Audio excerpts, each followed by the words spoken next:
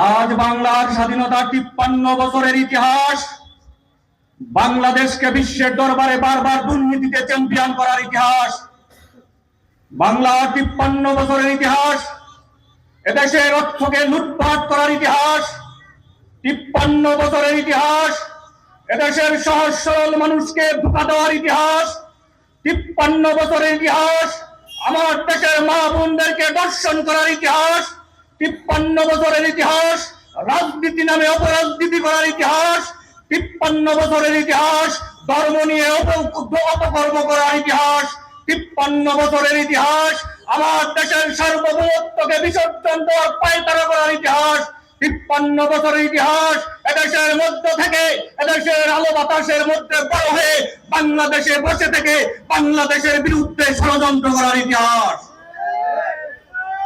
স্বাধীনতা ৫৩ বছরের ইতিহাস, এদেশের মানুষ এখনো নীরবে নিভৃতে, অর্থের অভাবে ধুকে ধুকে, চিকিৎসার অভাবে মানুষ মারা যাওয়ার ইতিহাস। স্বাধীনতা ৫৩ বছরের ইতিহাস, আমার দেশের শিক্ষিত বেকার ছেলে দুঃখ কষ্ট নিয়ে আত্মহত্যা করার ইতিহাস। স্বাধীনতা ৫৩ বছরের ইতিহাস, ফেলানির মতো মা বোন সেই বর্ডারে গিয়ে তাদের লাশ ঝুলন্ত করার ইতিহাস। ৫৩ বছরের ইতিহাস, শিশু বাচ্চাদেরকে দর্শন করে হসপিটালে ছটফট করে মারা যাওয়ার ইতিহাস। স্বাধীনতা ৫৩ বছরের ইতিহাস, কবর থেকে লাশ তুলে পুড়ে ফেলার ইতিহাস। স্বাধীনতা ৫৩ বছরের ইতিহাস, ভাই ভাইকে হত্যা করার ইতিহাস। স্বাধীনতা ৫৩ বছরের ইতিহাস, এদেশের রাজনীতির অঙ্গনে এমন কোন অপকর্ম নাই যে অপকর্মের মধ্য দিয়ে গুন্ডা খুন খুন রাহাজানি মারামারি এমন কোন অপকর্ম নাই যে অপকর্ম এই স্বাধীনতা ৫৩ বছরে আমরা জাতি হিসাবে দেখি নাই।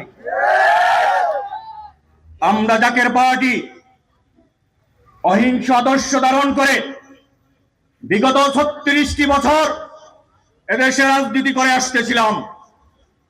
আমরা সকলকে এই সৎ উপদেশ দিয়ে আসতেছিলাম, আমরা ক্ষমতায় যাওয়ার জন্য,